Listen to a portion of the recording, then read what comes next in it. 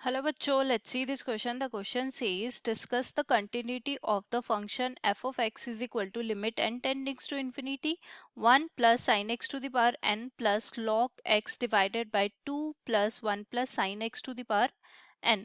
तो सबसे पहले देखते हैं इस क्वेश्चन में हम क्या की कॉन्सेप्ट यूज करने वाले हैं एंड उसके बेसिस पे इस क्वेश्चन को कैसे सॉल्व करेंगे.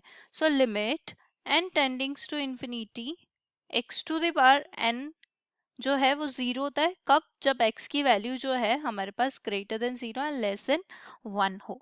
तो देखो अब जो हमारे पास क्वेश्चन है उसे उसमें देखो साइन x जो है हमें कहाँ से कहाँ तक लाई होता है. साइन x की वैल्यू ऑलवेज -1 से 1 के बीच में लाई करती है और एफ एक्स की वैल्यू हमें क्या गिवन है, limit n tendings to infinity 1 plus sine x to the power n plus log x divided by denominator में आ जाएगा 2 plus 1 plus sine x to the power n.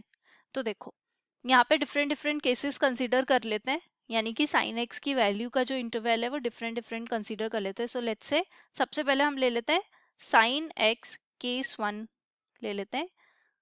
If sine x is lie between -1 to 0, so then 1 plus sine x कहाँ से कहाँ तक लाई करेगा, दोनों side 1 add कर देते. So that is 0 to 1. तो देखो यहाँ पे अब यहाँ पे जब हम एफ एक्स की वैल्यू फाइंड आउट करेंगे, सो लिमिट एक्सटेंडिंग टू, अब देखो 1 प्लस साइन एक्स जो है वो 0 to 1 के बीच में एंड टेंडिंग्स टू इनफाइनाइट पुट करेंगे तो 0 आ जाएगा. सो आ जाएगा 0 plus log x divided bye 2 plus 0. So that means log x divided bye 2. अब केस सेकेंड कंसिडर कर लेते हैं. सो केस सेकेंड में हम if sine x is equal to 0, तो देखो अगर साइन एक्स 0 होगा तो 0 की पावर कुछ भी लो वो 0 ही आएगा.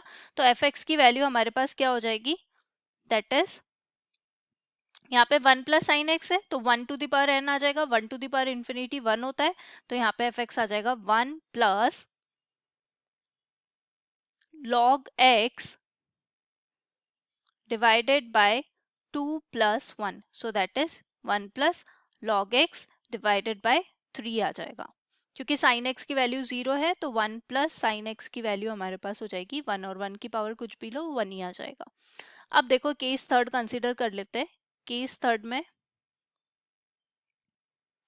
If sine x is lie between 0 to 1, अब इस केस में क्या होगा, देखो f x is equal to limit n tendings to infinity. अब यहाँ से क्या करते हैं 1 plus sine x to the power n common ले लेते हैं. So 1 plus sine x to the power n यहाँ से कॉमन ले लिया तो यहाँ पे न्यूमरेटर में क्या आ जाएगा 1 plus log x divided by 1 plus sine x to the power n. और डिनोमिनेटर में भी सेम कर लेते हैं 1 plus sine x to the power n common ले लेते हैं. So 1 plus sine x to the power n और यहाँ पे आ जाएगा 2 upon 1 plus sine x to the power n plus 1. अब ऐसा हमने इसलिए किया क्योंकि देखो log x डिवाइडेड बाय यहाँ पे पावर 1 प्लस साइन एक्स की पावर इंफिनिटी करेंगे, यानी कि साइन एक्स की वैल्यू 0 to 1 के बीच में लाई कर रही है तो 1 प्लस साइन एक्स की वैल्यू यहाँ पे लिख भी लेते हैं. 1 प्लस साइन एक्स की वैल्यू जो है हमारे पास कहाँ से कहाँ तक लाई करेगी, दैट इज 1 से 2 के बीच में. 1 से 2 के बीच में लाई करेगी. 1 से 2 के बीच में लाई करेगी तो अगर पावर इन्फिनिटी लेंगे तो ये वैल्यू जो है इन्फिनिटी चली जाएगी. तो अगर हम कॉमन ले लिए तो ये 1 अपॉन इन्फिनिटी जो है वो 0 बना देगा. तो यहाँ पे ये आ जाएगा 1 plus 0 divided by 0 plus 1 that is 1. यहाँ पे 1 आ जाएगा. अब क्या करते हैं, इसको फर्दर रीराइट कर लेते हैं. तो हमारे पास जो वैल्यू है एफ एक्स की वो क्या आ जाएगी, एफ एक्स की वैल्यू हमारे पास 3 पार्ट में डिवाइड हो गई. सो आ जाएगा log x divided by 2 where sin x is greater than equal to -1 is less than 0, and then 1 plus log x divided by 3 sin x is equal to 0 when sin x is equal to 0, and 1 when sin x is lie between 0 to 1. 1 is included. अब देखो यहाँ पे sin x की value जब जब जब 0 होगी तब वैल्यू क्या होगी, देखो लेफ्ट हैंड लिमिट निकालते हैं. सो या तो फिर sin x is equal to 0 पे वैल्यू फाइंड आउट करेंगे. sin x is equal to 0, तो ये x की वैल्यू हमारे पास क्या हो जाएगी, n pi, where n belongs to integer. अब देखो यहाँ पे अगर हम लेफ्ट हैंड लिमिट निकालते हैं और you can say that at the function की वैल्यू निकाल लेते हैं at sin x is equal to 0, यानी कि f of n pi.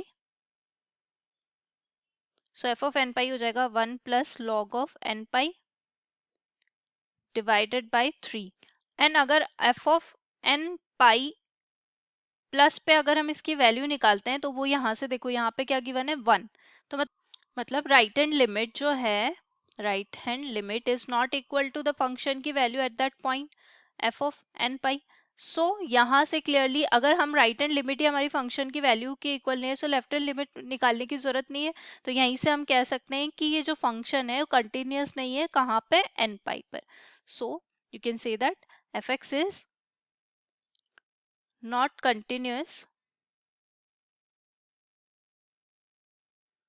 at x is equal to n pi where n belongs to positive integer. Positive integer इसलिए बोल रही हूँ क्योंकि यहाँ पे देखो log x गिवन है और x की वैल्यू ऑलवेज ग्रेटर देन 0 होगी, सो पॉजिटिव इंटीजर.